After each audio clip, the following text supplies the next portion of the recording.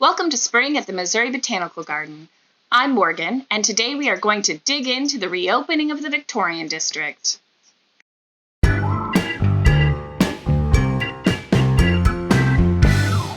With the changing weather comes new opportunities to explore some of the furthest corners of the garden.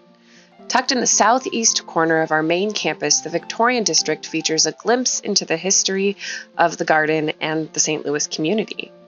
Opened to the public in 1859, the Missouri Botanical Garden is one of the oldest in the country. Come with us as we explore this unique corner of the garden. Today we are going to meet Haley O'Toole, the curator of Tower Grove House, and she is going to share with us some of the exciting things that are happening in the Victorian District this spring. Hello, today we are meeting with Haley O'Toole, the curator of Tower Grove House, and Haley is here to share with us a little bit about the Victorian District and this great reopening that we are doing this spring. So Haley, why is the Victorian District so important to the garden? That is an interesting question, Morgan. The Victorian District is really where we began from. So the building you're sitting in today was built in 1849. It's the first building that is established on this property before any district came up around it. So a lot of the buildings that you see in this area reflect the history of the garden before the turn of the century. The garden here was inspired by the gardens of Europe, and our founder, Henry Shaw, was acquainted with people in the National Academy of Sciences who really helped him understand the importance of botanical gardens, adding something that was a public benefit and of a research benefit to plant life. He collaborated with experts from around the country to help lay the foundation of what we have today. And after Henry Shaw passed, Dr. William Trelease became the first director of the garden and also lived in Tower Grove House with his wife and children. So Haley, tell us a little bit about what's so exciting about this spring.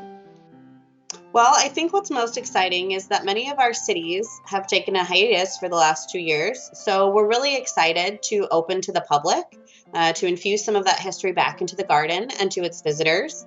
This year, we will be featuring an exhibit about the Harriman Expedition, which took place in 1898. And Dr. Trelease journeyed with many other really famous scientists throughout the coast of Alaska.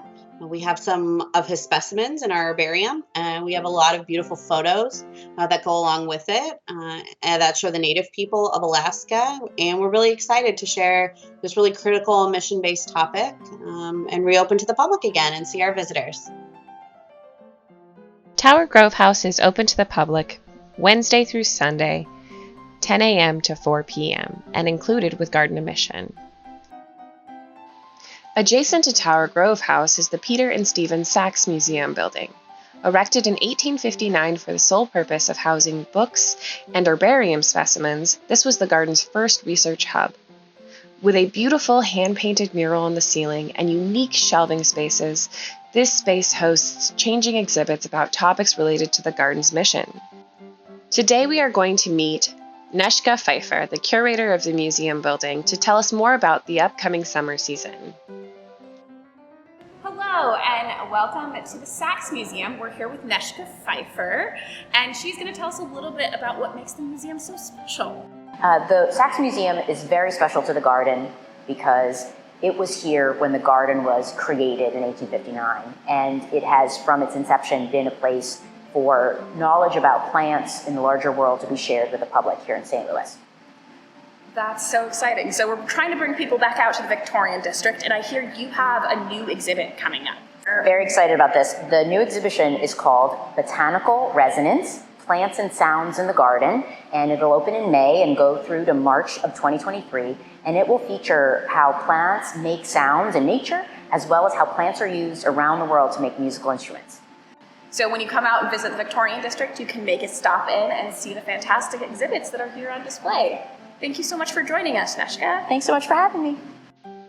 The museum building is open to the public every day from 11:30 a.m. till 4:30 p.m.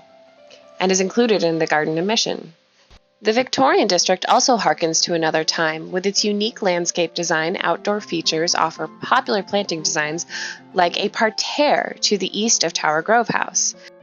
This style of planting adorned European castles in the 1700s, and larger versions appear at places like Versailles. Our garden plants thousands of bulbs in this area each year. making it one of the most colorful places each season. In the furthest corners of the Victorian District, a visitor will find a stumpery next to Henry Shaw's townhouse. This style of gardening incorporates dead tree roots as a habitat for wet weather plants like ferns and mosses. This is still popular in England today. Another astounding feature of the Victorian districts are the dawn redwoods located behind Tower Grove House. These ancient Chinese trees provide shade on a sunny day as they tower over the walking paths. Other highlights of the Victorian district include Henry Shaw's Mausoleum Garden. This lovely garden is filled with sassafras trees that date to Henry Shaw's time. The Herring House, just north of the museum building, was built in 1895, features European stonework. This house served as the gatehouse for the garden and the residence of the groundskeeper for the Victorian district. Statues can be seen throughout the garden. One of the most striking, housed in a limestone building, is a sculpture of the goddess of victory entitled Victory of Science over Ignorance. Thank you for exploring the Victorian district with us today. We hope to see you out at the garden soon.